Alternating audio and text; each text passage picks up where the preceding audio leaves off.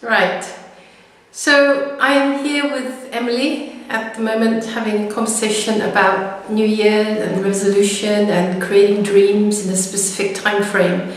And I wanted to share this with you all because I felt that it was something that was really pertinent. So Emily, can you just once again ask the question that started the whole conversation? The question was that we always take decisions at the New Year's resolution. Why do we have to take them at that specific time? Why do people always tell them as New Year's resolution? I think for me, New Year is about new beginnings. I think that's the same for everyone as well.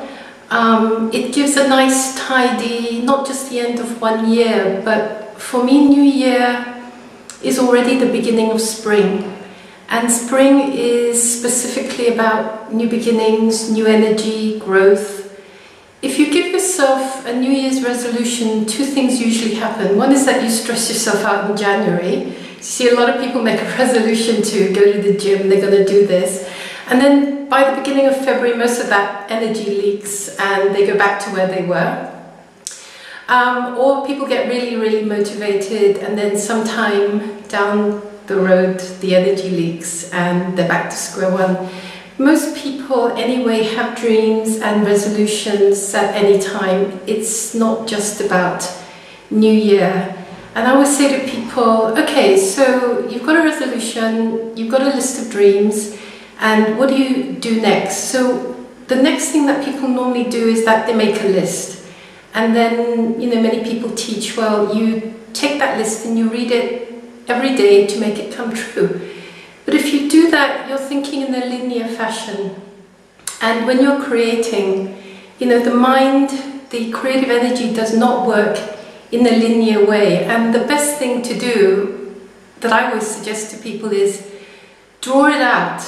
Take an A3 sheet of paper, one of these big ones, and you draw it out. Pick a theme. So what was really interesting was a few weeks ago I was clearing out some drawers, as one does at the end of the year, and I found my own little booklet that had my dreams in from 10 or 12 or 13 years ago. And on each page I had chosen a different theme. So I had my work, I had my family, I had myself, etc. And on one page I chose to work with the 5 elements because I love nature so much. So what I did was, on one page I made the sea and all the creatures of the sea. I drew it, but for instance, with the fish, the bubbles coming out, each bubble had a dream, and I wrote that down. And then another one, I used balloons. For instance, with my family I used balloons, so each balloon held a dream. We all have our dreams for our sons, our daughters, our husbands, our family lives, our parents, and each balloon had that dream. And then my work and everything, and I went through and I was really touched to see how much was had come true.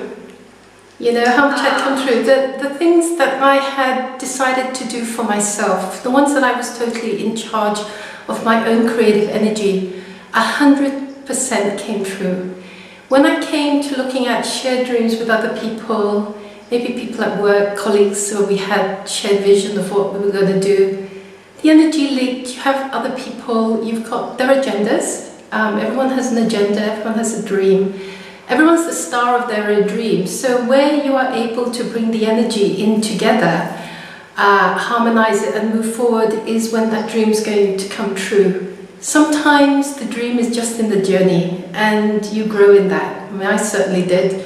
Times it was joyful, times where it was a little less, but it was okay.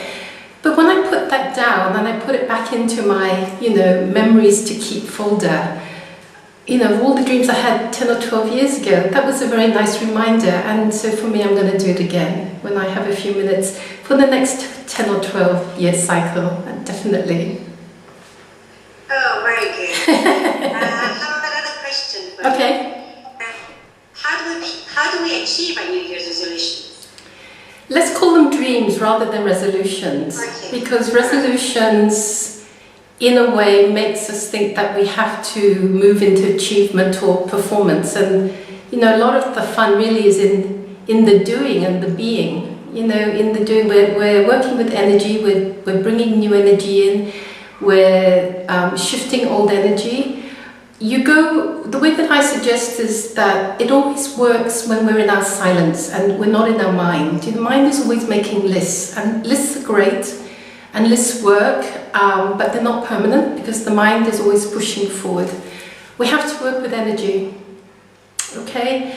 And the best thing is that for that particular dream, whatever it is, say you've got a dream to change jobs or you want to create something with your department, say, you go into the energy of what you are visioning and you have to feel that energy.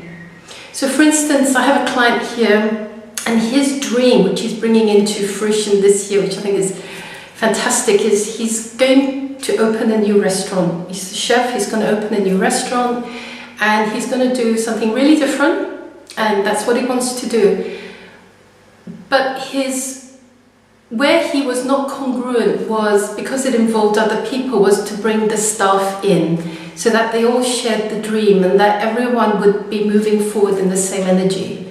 So the way you do it is that you bring the energy of the dream through. So we worked with the energy of the restaurant. It's congruent, it's it's solid, he knows what he wants. And then you bring in the energy of the staff as one whole, because everyone becomes one body when you're together. And you bring the two together. You recognize what is needed from the other part, so you can give that for them to be able to be resonant, for you to be able to be one energy.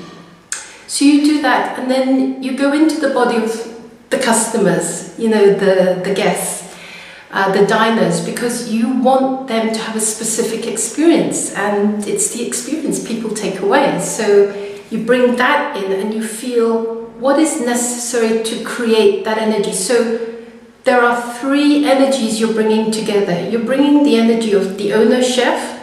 The restaurant is a part of him, it's his energy.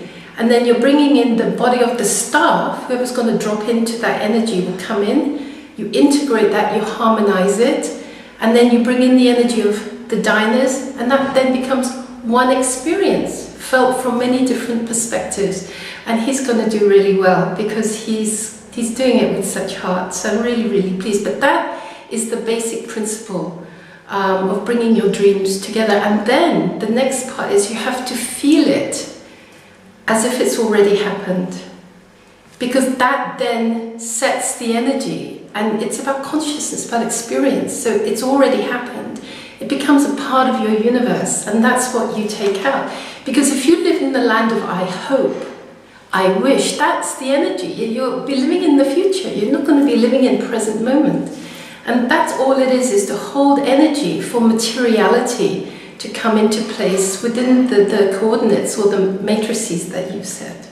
And that's lovely. It's a lovely process. What happens when we achieve the dream? You sit down and you enjoy it. Because if you don't enjoy it, what's the point of doing it? Right? And from that moment of enjoyment, the next dream unfolds. It's a progression. So you're not rushing all over the place. You know, you're in your joy, you're living the dream. And that's what it's all about. It doesn't mean we're never going to get challenged. That's life. Life challenges us, right? Yes. It challenges an aspect of assisting us to grow. Oh, so we do grow. It's all about growth. Yeah. It's all about looking upwards, it's about growth, it's about sharing, it's about community. Oh, thank you, that was really nice. Yeah, thank you, that was nice for me too. Great. So, take a look at the rest of the profile. I've got a new meditation there for you all. It's about protective energy, it's about protecting yourself when you go out into perhaps much denser energy than you would prefer. And it's about specifically protecting your home. Certainly in our area here we've had a lot of burglaries, so I've devised a meditation to bring energy down from inside and outside the home so that we're protected. I extend this also to the neighbours and around the community, the neighbourhood, so everyone is protected. I'll be in London next week. We're going to be doing meditation there, so please contact Evie if you'd like to attend. After that, I'm heading out to Asia. Look forward to seeing you all there too. Everything's on the website. Please come on, take a look at the schedule, take a look at some of the teachings. It's all there for you. So it's been great. Thank you so much. Look forward to speaking to you again. And until then, you take it easy. Bye.